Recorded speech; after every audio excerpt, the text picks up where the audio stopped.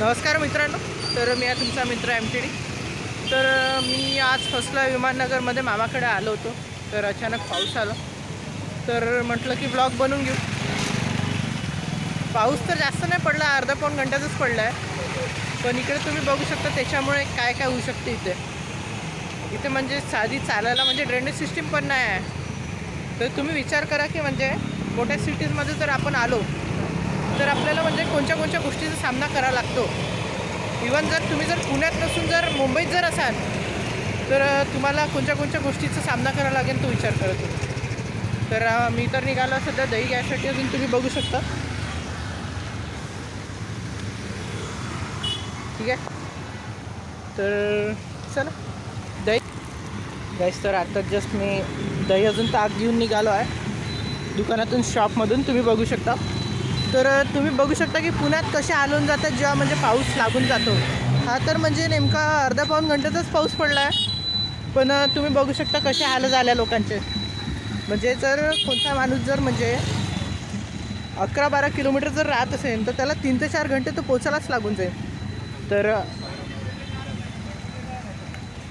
चांगली गोष्ट तर ही आहे की म्हणजे आपण विदर्भात राहतो तर आपल्याला एवढं काही लोड नाही आहे. इकडे जस्मिन आंबावालेचं दुकान आहे. इथे मिळून जातं आंबा. हापूस आंबा मिळतो, रत्नागिरी आंबा मिळतो, देवगड आंबा मिळतो, पुष्कळ गोष्टी मिळतात इकडे. तर तुम्ही बघू शकता पुणेकर कसे हालपेष्टा भुगत आहे. आणि मला तर वाटते की येणाऱ्या पिढीला तर पुष्कळ त्रास होणार आहे या गोष्टीचा. ठीक आहे,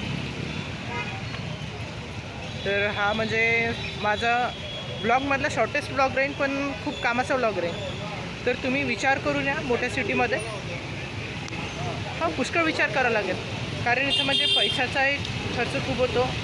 आता मी ताक अजून दही घेतलं तर ते पण कॉस्टली झालं आहे. तर असा फरक पडतो. बघू शकता तुम्ही लोकांना जायला किती त्रास होता इथं.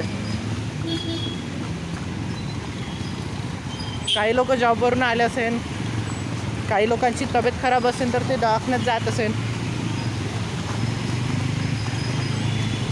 तर मी तर आलो आहे आपल्या घराकडे जायसाठी, म्हणजे मामाकडे जायसाठी. अजून इकडे तर म्हणजे नाल्यातलं पाणी असं बाहेर निघालं आहे की म्हणजे माणसाचं टोंगळा गिंगळा सारं अंदर धसून जातं. आता मला जायचं आहे तिथे. तर मी तर निघालो आहे मामाच्या घराकडे. अजून मी आता उलट्या भावामध्ये चाललो आहे. बघू शकता माझे अर्धे पाय त्याच्यातच बुडले आहे. तर काही व्हिडिओ जर आवडला असेल तर लाईक, शेअर, अजून सबस्क्राईब करून द्या. कारण हे म्हणजे पुणेकरसाठी तर म्हणजे एक बिगेस्ट सिच्युएशन आहे. साईडने जाऊ. ठीक आहे. तर दादा सांगत होता की त्या साईडने चेंबर आहे, तर त्या साईडने जाऊ नको, कारण एक रिस्की सिच्युएशन बनली आहे इथे. तर आपल्या गावात पण असंच पाणी घुसतं. अजून इकडून तर म्हणजे एक फ्लड टाईप सिच्युएशन झाली आहे. म्हणजे पाणीचा भाव एवढा खतरनाक आहे की माणसाला खिचून घेऊन जाऊ शकते. पण मी वजनी असल्यामुळे काही टेन्शनची काही गरज नाही. अजून मी हळूहळू चाललो आहे. हाय. अजून जर असं जर फ्लड जर आला असेल तर आपण हळूहळू जायचं, जेणेकरून म्हणजे आपल्याला जास्त त्रास नाही झाला पाहिजे. ठीक आहे. अजून पूर्ण नाल्याचं गंद पाणी इकडे वाहत येत आहे. अजून मला उलटं पण खेचत आहे. तर आपण भेटूया पोचल्यानंतर. तर काही जस्ट मी एवढ्या मोठ्या अडथळ्यातून आलो आहे आताच.